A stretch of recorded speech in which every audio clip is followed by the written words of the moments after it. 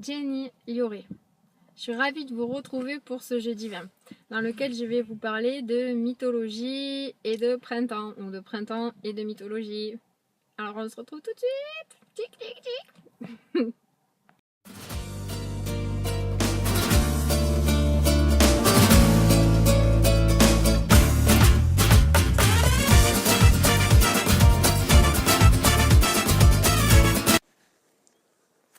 Alors pourquoi je vais vous parler de printemps et de mythologie? Tout simplement parce que ici, je suis en entre-deux-mers et je me suis aperçue d'ailleurs, comparé à d'autres appellations comme le Médoc ou où j'étais ce matin, que la vigne était très précoce ici.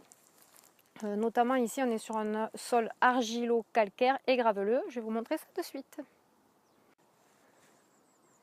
Voilà.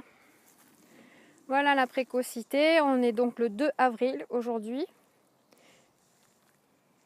Vous voyez. Et surtout, je vais vous montrer le sol qui est calcaire et surtout très graveleux.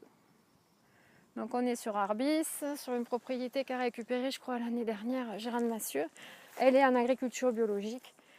Alors j'ai pas pour habitude de faire la promotion de l'agriculture biologique sur YouTube, même si évidemment ça me tient à cœur. Mais je pense que les nouvelles technologies, la modernité aussi, permettent une évolution. Et c'est l'association pour moi de l'agriculture biologique et des nouvelles technologies qui fait qu'on est sur le bon chemin de cette évolution.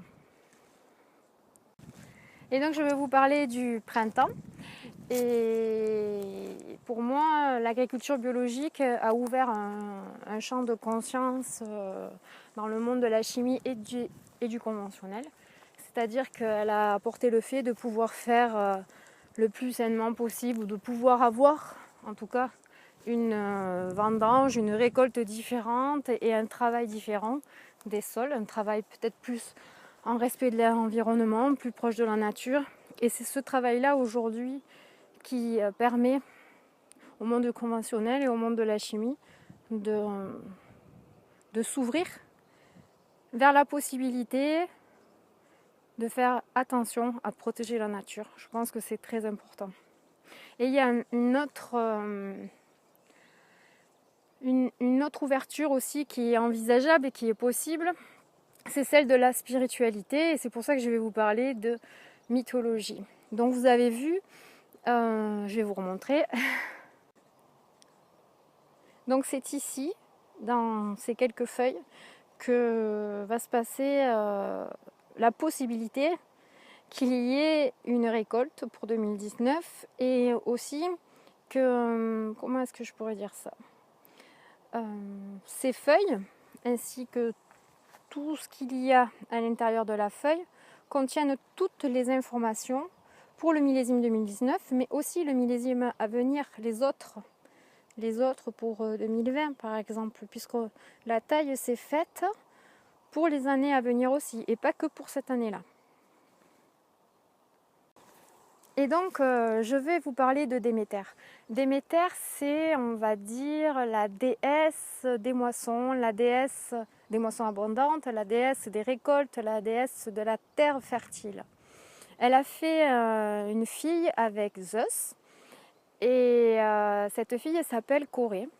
Et lorsque cette fille était jeune, elle est partie dans la forêt, dans les bois, à la recherche de fleurs pour les cueillir, pour faire un joli bouquet. Je crois que c'était d'ailleurs des narcisses.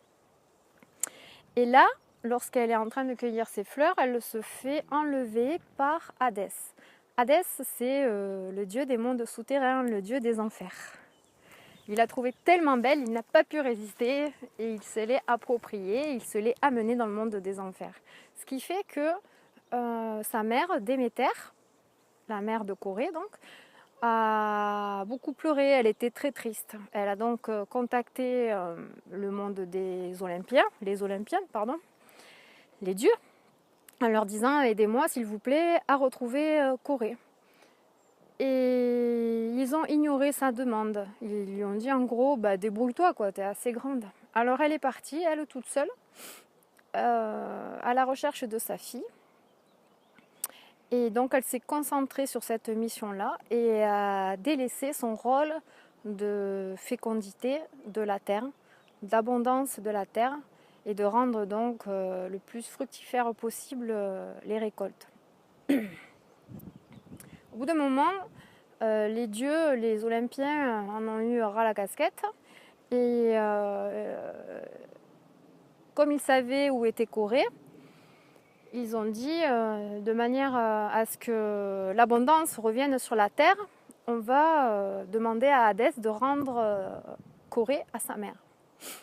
Par contre, Hadès, lui, il ne voyait pas les choses de cet œil-là. Il s'est dit, je vais la rendre, mais comme je l'aime beaucoup, j'ai envie de me la garder. Alors peut-être qu'on peut faire un pacte. Si elle n'a pas mangé des aliments provenant du monde souterrain, je veux bien qu'elle retourne avec sa mère.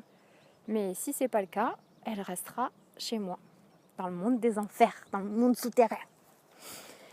Et bien ça tombait bien, Corée n'avait pas mangé d'aliments du monde souterrain, donc elle put retourner avec sa mère. Et sur la route qu'elle empruntait, le chemin, elle trouva un grenadier. Ce grenadier contenait de belles grenades et elle en a mangé 7 pépins. Elle a trouvé ça succulent, mais manque de peau, le pacte était rompu et elle n'a pas pu retourner voir sa mère, auprès de sa mère. Du coup, elle est retournée dans le monde des enfers avec Hadès. Lui était super content, c'était la reine des enfers, elle était super belle, c'était un magnifique couple avec quelqu'un de très très moche et quelqu'un de très très beau. On va dire quelqu'un plutôt de très lumineux et quelqu'un de plutôt très sombre.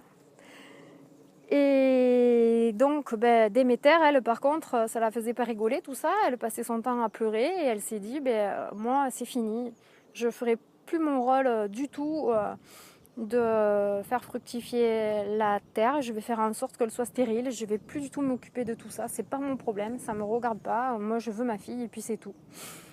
Et donc évidemment les Olympiens en avaient marre. Donc ils ont décidé de trouver une solution avec Hadès. Et la solution qu'ils ont trouvée, c'est que Corée revienne dans le monde des humains, donc au printemps et à l'été, 6 mois de l'année. Donc. Et ensuite, elle passera 6 mois de l'année, donc à l'automne et à l'hiver, avec, je vais y arriver, avec Hadès dans les mondes souterrains.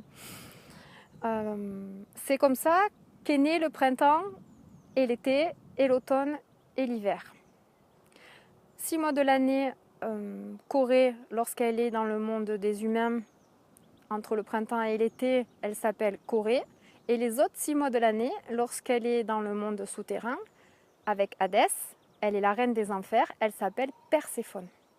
Perséphone, c'est aussi, dans la mythologie romaine, c'est elle qui s'appelle Proserpine. C'est la fille de Jupiter, du coup, et de Cérès. Jupiter, c'est quand même, au niveau des planètes, un immense symbole de prospérité. Déméter, c'est aussi un symbole de prospérité, donc Perséphone est aussi, encore plus, des octaves au-dessus, symbole de prospérité. Et c'est pour ça qu'au printemps, comme cette année, en 2019, le symbole de Déméter est puissant, mais surtout celui de Perséphone. Et d'autant plus puissant, d'après ce que j'ai compris avec l'astrologie, c'est que, exceptionnellement, il y a eu certainement d'autres années où c'est comme ça, mais moi je m'en suis préoccupée cette année, mais l'année dernière c'était pas le cas par exemple, et ça faisait très longtemps que c'était pas le cas. Perséphone, au niveau astrologique, au niveau de la position des planètes, elle est en Scorpion. Comment on dit, c'est son lieu de référence, c'est sa maison en fait, le Scorpion. Perséphone, c'est ce qui symbolise le monde des intérieurs, c'est ce qui symbolise la modernité d'ailleurs et la spiritualité, c'est ce qui symbolise la résurrection, c'est ce qui symbolise en fait le phénix qui renaît de ses cendres, comme le scorpion d'ailleurs. Et donc Perséphone, elle apporte à notre vie, à notre système solaire, à notre galaxie, tous les avantages de la maison 8, tous les avantages du scorpion. La maison 8, c'est ce que je vous dis, c'est tout le côté positif de la maison 8, c'est en fait garder la foi et prendre conscience de ce qu'il y a au plus profond de nous et qui brille, mais qui est enseveli par des choses des fois qui sont lourdes à se débarrasser. Et là où je veux en venir, c'est que cette année, Perséphone est en scorpion en maison 8 au moment du printemps et elle est rétrograde. Donc en fait, Perséphone ne revient pas, elle ne remonte pas dans le monde des humains. Et quand Perséphone ne remonte pas dans le monde des humains, qu'est-ce qui se passe? Déméter, généralement, elle rend les sols stériles. Et c'est de ça dont je veux vous parler. C'est très stressant d'avoir un vignoble qui débourre très tôt, on dit débourrer, une vigne qui part très tôt, c'est très stressant. Et là, elle est partie un mois plus tôt, donc on va stresser un mois plus tôt, et en plus on risque d'avoir une période de sécheresse à prendre en considération. Et pourquoi je vous parle de ça? Parce que oui, allier le monde de la modernité et de la spiritualité, ça peut engendrer la possibilité de plus accepter le quotidien de la vie avec ses difficultés. Et de comprendre que nos difficultés, elles ne nous empêchent pas d'avoir la foi en nous, la foi en ce qu'on fait, parce que ça nous rend vraiment utile en fait. Aujourd'hui, avec tout ce qu'on entend dans les médias, notamment que faire du vin, c'est pas... Enfin, faire du vin, moi, je sais que c'est bien, mais consommer du vin, c'est pas bon pour la santé. En fait, j'ai envie de dire, tout ça, il faut un peu qu'on s'en foute, qu'on se le mette de côté, qu'on n'y prête pas attention parce qu'il y a des forces obscures, des forces de la nature qui sont bien plus puissantes et qui sont bien plus fortes que le monde des finances et que le monde des politiques, parce que derrière le fait que ne pas consommer de l'alcool, ne pas consommer du vin, c'est pas bon pour la santé, il y a beaucoup de lobbies à qui ça intéresse d'aller dans ce sens-là. Donc je ne vais pas m'étaler là-dessus parce que c'est vraiment pas quelque chose qui est agréable à communiquer. Mais en tout cas, ce que je tiens à vous dire, c'est voilà, aujourd'hui, on vit dans un monde qui évolue très vite.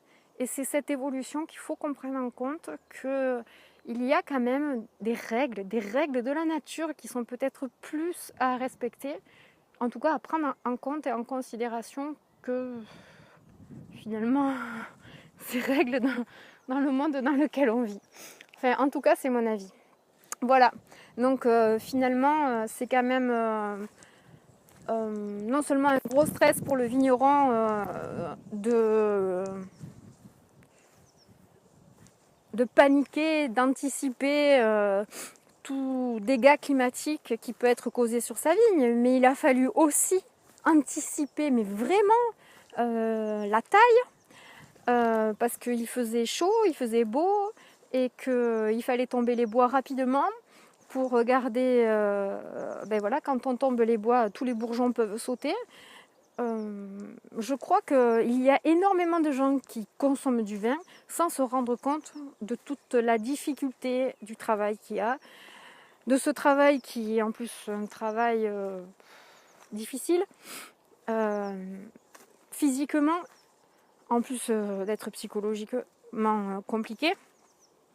Voilà, d'être vigneron aujourd'hui en 2019, ça demande d'avoir énormément de compétences. Et voilà, félicitations à tous ceux qui le sont, à tous ceux qui réussissent. Et même ceux qui ne réussissent pas, dites-vous que ce que vous faites, c'est c'est toujours pareil, c'est pas la réussite qui importe, c'est le chemin. Je sais que c'est compliqué parce que derrière, ça engendre, ça entraîne des difficultés financières et puis il y a énormément de viticulteurs à qui ça pose problème tout ça, mais bon voilà, d'apprendre qu'au fond de vous, il y a toute la possibilité de réussir, ça, je ne sais pas comment vous transmettre plus fort que ça, et surtout à tous ceux qui consomment, consommer intelligemment, consommer en conscience, savourez, faites-vous plaisir, mais voilà quoi, c'est respecter avant tout quoi. Voilà, je vous fais plein de bisous. J'espère que cette petit quart d'heure mythologique vous aura apporté un nouveau regard sur la spiritualité et sur la vigne aussi peut-être, sur la nature en tout cas, qu'on se doit de protéger avec amour et pas par intérêt. En tout cas, moi je le vois comme ça. Je vous embrasse très fort, pensez à liker, à partager et puis bye bye. Ciao ciao, prenez bien soin de vous.